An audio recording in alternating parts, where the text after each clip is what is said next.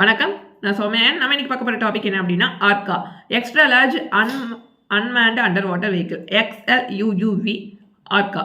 இந்த ஆர்கா எங்கே யாரால் உருவாக்கப்பட்டிருக்கு அப்படின்னா, இது போயிங் மேரிடைம் அண்ட் இன்டெலிஜென்ஸ் சிஸ்டமில் இந்த ஆர்கா வந்து உருவாக்கியிருக்காங்க. இந்த ஆர்காவோட ஆராய்ச்சி இப்போ கிட்டத்தட்ட பார்த்தீங்கன்னா 5 டிக்கர்ஸாக இந்த ஆராய்ச்சிகள் மேற்கொள்ளப்பட்டிருக்கு.